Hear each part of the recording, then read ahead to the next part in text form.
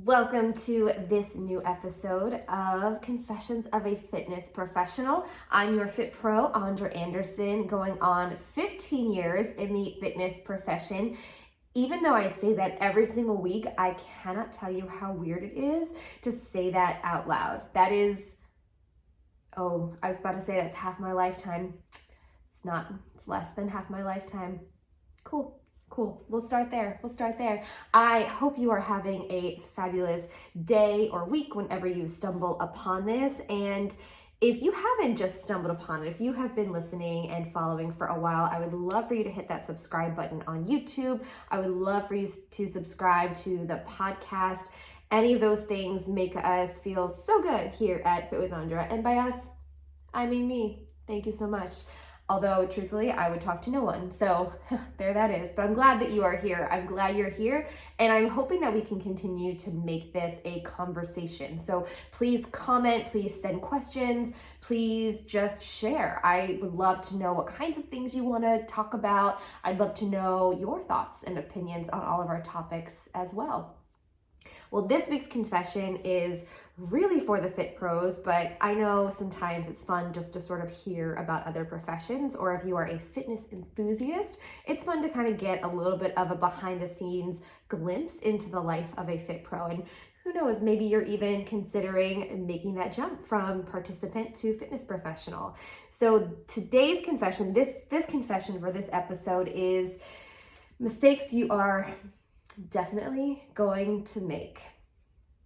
And truthfully, if I knew these things, if I knew about all of the mistakes that were possible before diving into the fitness profession, I probably would have felt more equipped. I don't think it would have deterred me. I think you're going to find pros and cons to every different opportunity, every different profession. But I think it's helpful to know the wide variety of things that you might encounter. And it's so funny. I love to have notes. Usually I can sort of just talk extemporaneously. Like I can just talk. I don't always need a speech written or notes or anything, but I've started to get nervous just before I pressed the record button. So if you're looking on YouTube, I just wrote down a list really quickly, and this took me 15 seconds to make because there were that many things that I thought of, mistakes that were made.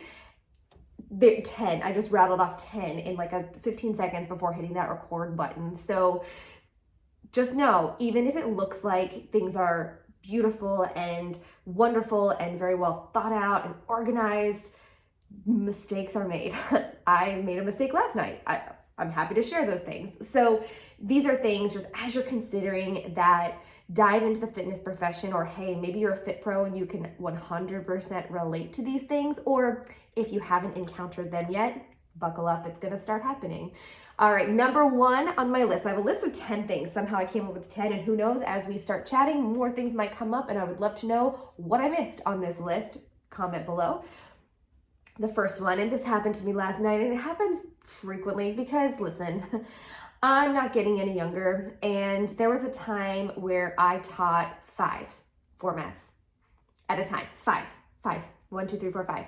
5 very different formats, and none of them were alike.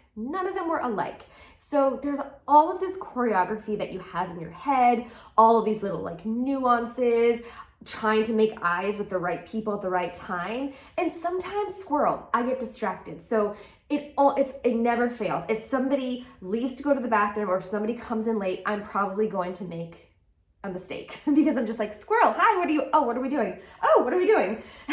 It just is gonna happen. It's just gonna happen.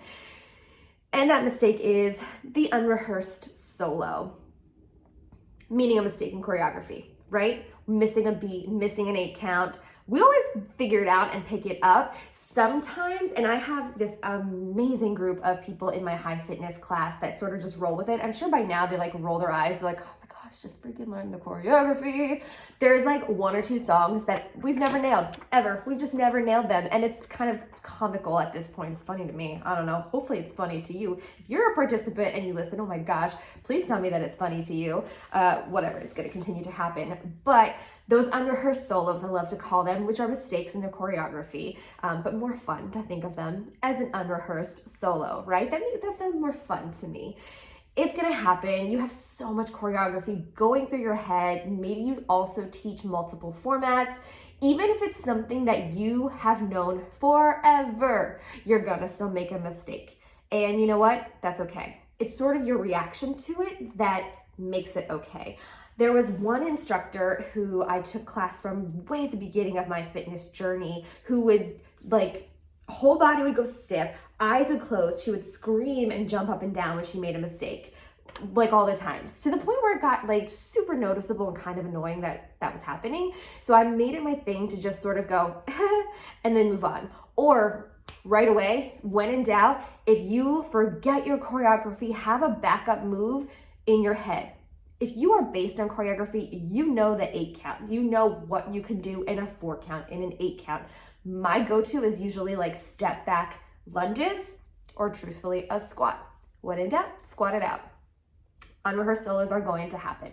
The next one is always so awkward and embarrassing when it happens because you spend this hour, maybe even multiple times a week with people, and you might not know their names. For a while, I got really organized and I'd have people write their names as they came in, but then people stopped writing their names. I guess it gets annoying after a while, and if there's only 8 of us in a class, they're like, do I really need to write my name down? I'm like, yes, because I don't know it, please. So little tricks, try to get other participants, the ones that are very close to you, to introduce themselves to that person so you can hear their name. Or say, hey, friend me on Facebook. Or, if they say, I'm gonna Venmo you real quick, really quick, grab your phone and figure out who that person was. I mean, if you're really in a bind, I know it's really awkward. If you've had somebody come to your class several times and you still don't know their name, ask them. But it totally happens. I think we're in a good spot right now, but I have one class that I only do once a month. People do have to register for it, so I do get to see their names up front, but it takes a little minute to kind of associate a name with a person. So do those things, have a check-in, do something cute like a raffle.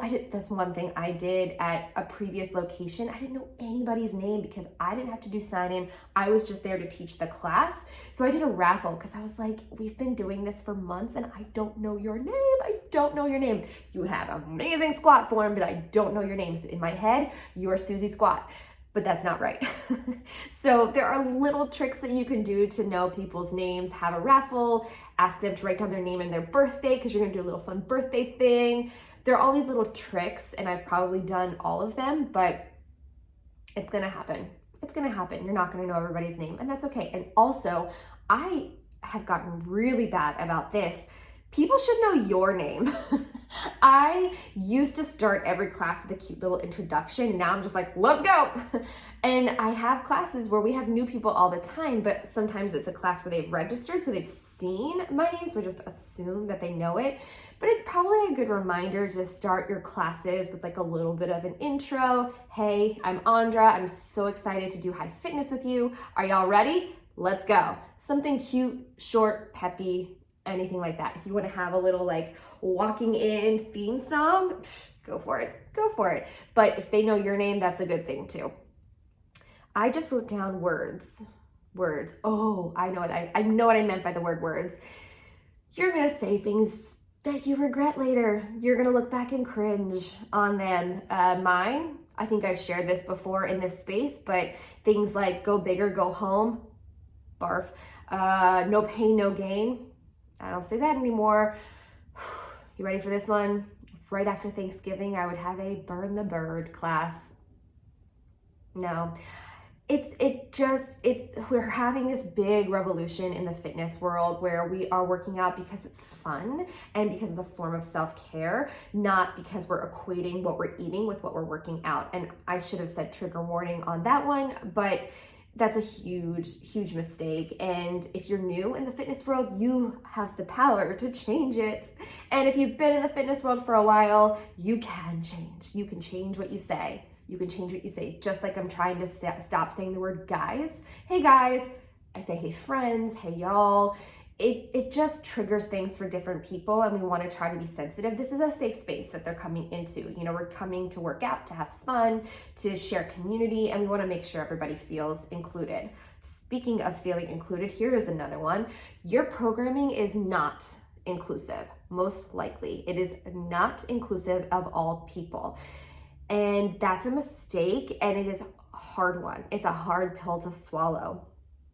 I remember, I'm trying to think of specific instances, but I know it's happened to me before where people have come to me after class and said, hey, I can't jump this much. Like, I need you to show me other things. And you're sitting there kind of thinking, like, I gave the description of the class and I said, these are the people who will find most success with it. Do your best to put all of that stuff out there. Make sure your description accurately portrays what happens in the class. If you're doing my bootcamp class that I do strength for, I do show variations, but I also know very well the people that are coming to that class. So I'll make adjustments on the fly for each individual.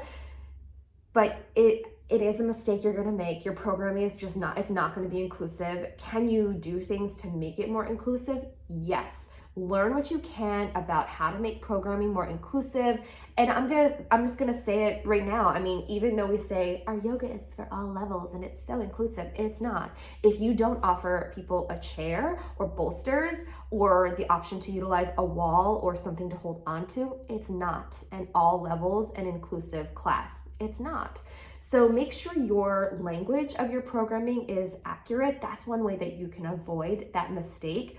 Do you have to offer fitness to all types, all levels, all beings? No, you don't. If you go into it thinking you want to have classes that are accessible to all, that's amazing and unrealistic. You are going to be teaching to like the middle 50% of your class. You're going to have some people that are going to go way bananas and some people that are like never going to ever look and smell at a banana. That's weird.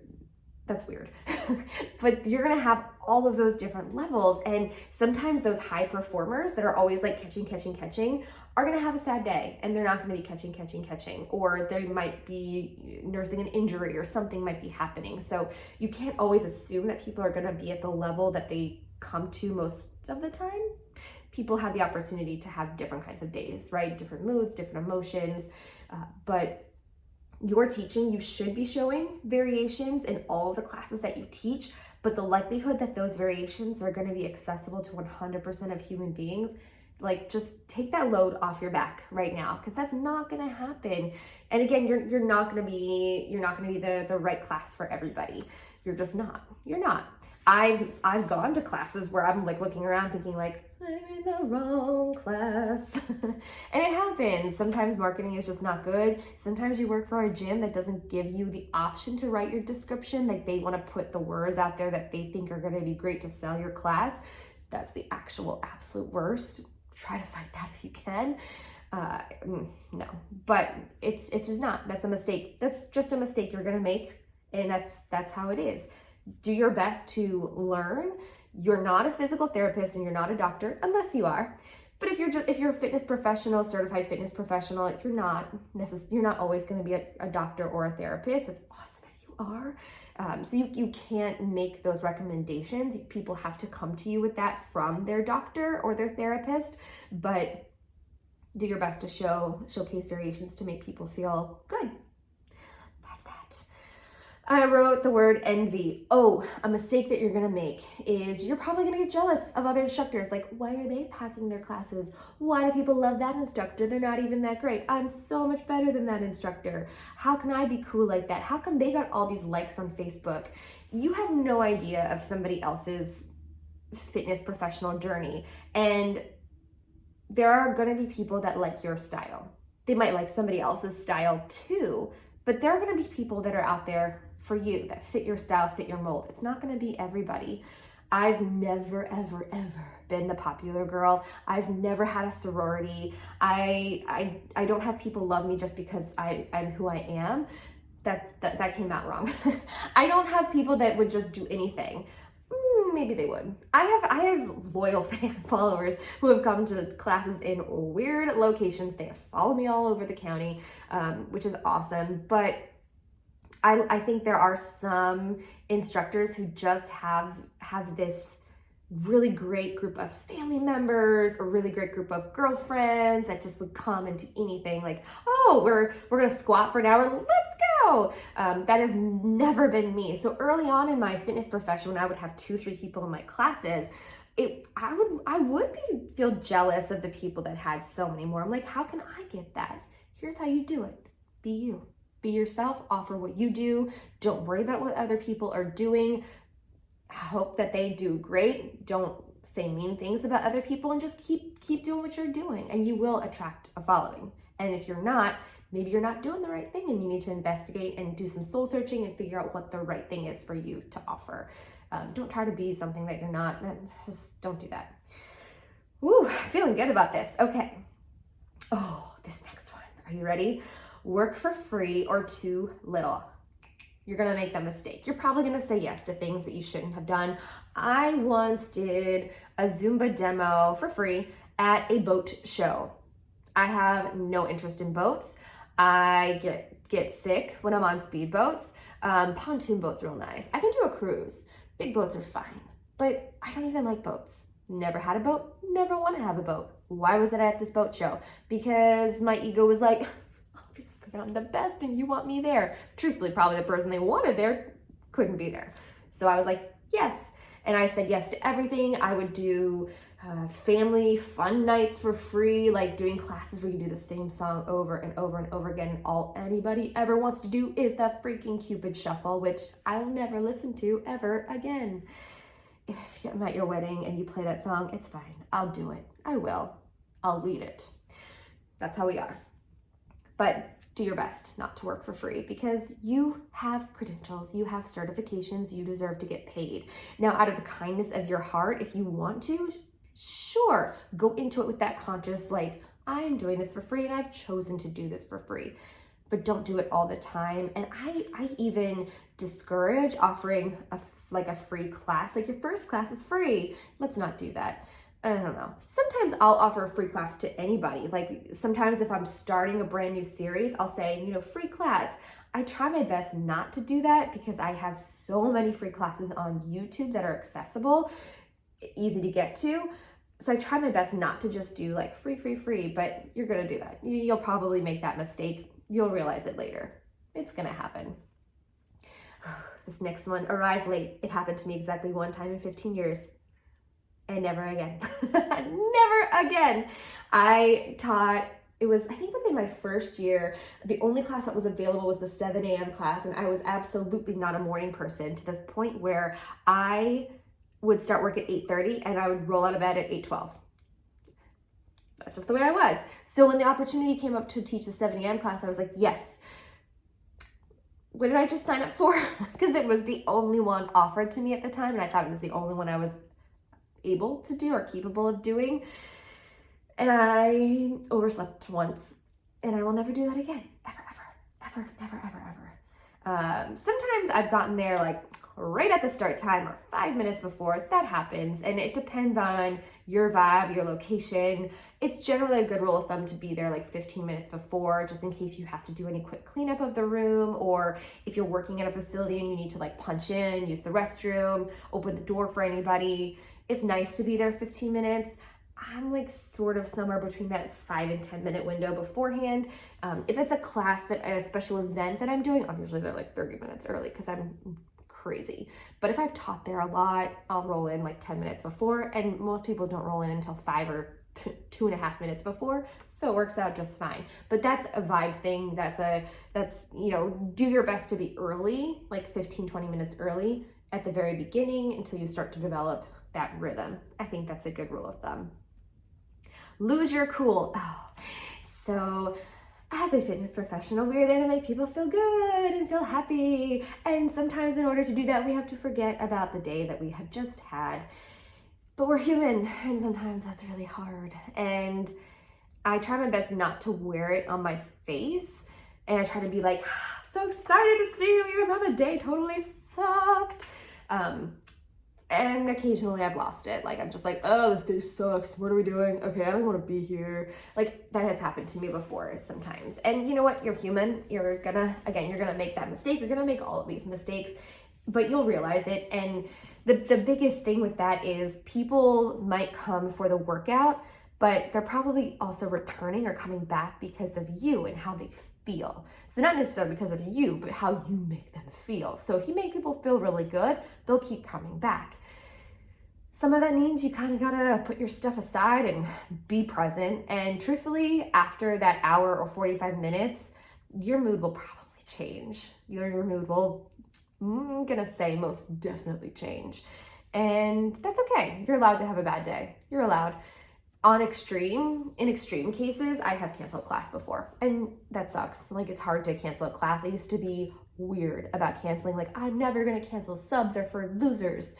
And now I'm like, I felt a raindrop. Let's not have it today. Not that extreme, but it's okay. I'm not going to cry over a missed class here or there. Or even when I go on vacation or take a trip, I used to stress so much about missing my people and not having the class, and who will love them as much as I do. You need a little break in your routine sometimes. That helps. It gives them a chance to go take other things, go try other things.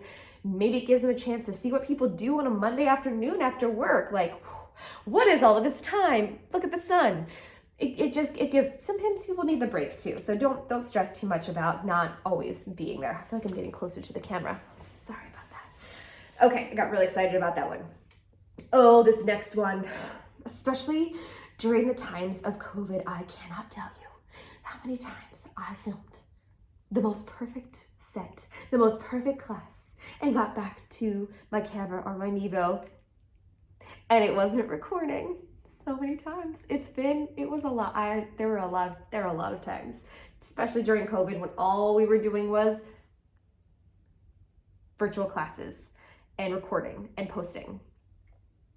The number of classes that were chef's kiss, that may they rest in peace, didn't hit the record. I literally just looked to make sure I hit the record on this, because if I was sitting here talking to myself, oh, that's rich. Okay. Yeah, you're gonna do it. If you are an instructor and you are not in the virtual space, if you have no content online, this is your sign to do it. Even if it's just a cutesy little reel on Instagram or something on a Facebook page, or heck, this is the time. Start a YouTube channel. But you're probably gonna forget to hit record. It's just gonna happen. It's gonna happen. Not workout separate. Oh, this last one. Okay, so my gosh, we've already gotten through all 10. I made this mistake for years and years in my career, and then I did a weird thing. So this last one is not having your own workouts. I made the mistake when I first started teaching of, I'm getting paid to work out, so this is all I'm gonna do. That worked for me for a while until it didn't. And meaning I stopped seeing really any gains or any results from just teaching the classes. My endurance was fantastic with all the cardio classes that I was teaching, but it wasn't until I stepped up my game and started doing strength training in addition to that I started to see the body composition changes that I wanted. And my confidence really boosted when I had my own workout to like track and look at. It helped me figure out also how to show some different variations. It put me in a different space as like a learner, an observer versus the leader of the class. It's so fun to lead a class. Like, it is my absolute favorite thing in the world to do. But sometimes you just want to sit in the back corner. You just want to be the back corner girl. Sometimes, no, I'm probably going to be in the front row. Probably. If I take a class, I would most likely be in the front row. But sometimes it's fun to be the girl in the back corner who just follows along and just says, do with me what you will. Show me all the different moves. Let's go. And it really enhances your love of working out if you do a separate workout.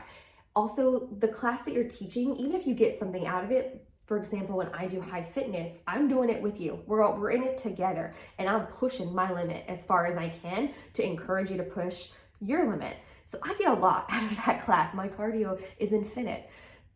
Big Willie styles all in it. We did get jiggy with it in class last night, so I can't stop singing it in my head today. I'm sorry, I know Will Smith is canceled. I'm not supposed to say those things.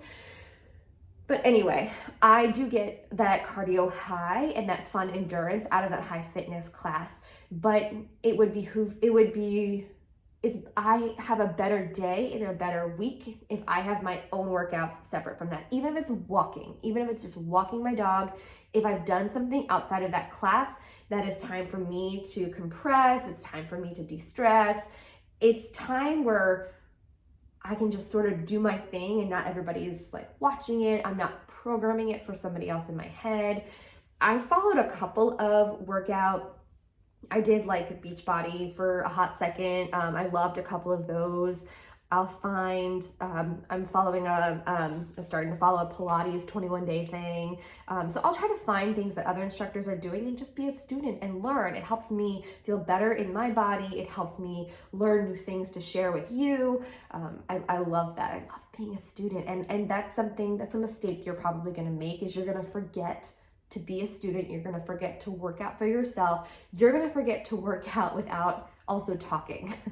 That's the weirdest thing. So if you want, as you're working out, like film yourself or talk to yourself, that's fine. People do that all the time in the gym, but it's important to have a separate workout as well. We had quite a list. I'll try to put them in the comments as well, and I'm sure, I sat down and wrote this list in like 15 seconds before this. So I know I missed things. So if you are a fitness professional, or you have a fitness professional friend, you're like a fitness enthusiast, you're the front row diva, we love you. Or is this so this is how I make a heart, but I'm told that, did I do it? Wait, is this how Gen Z makes the heart? Oh my gosh, how do they do it? Do they do it like this? Or like the middle fingers? I don't know. I saw a video about how people make hearts differently. I use both hands. That's that old school. Whatever, I'm claiming it. It's probably gonna happen. These mistakes are probably gonna happen. And if you have other things that I did not include, make sure to tell me about them. Comment, send me a message. I would love to hear all the mistakes that you're making too, so that I can add to my list and know what's coming next, because we're probably all gonna make them, because we're human. That's what happens. So that is this week's confession, and I can't wait to spill more tea. Bye.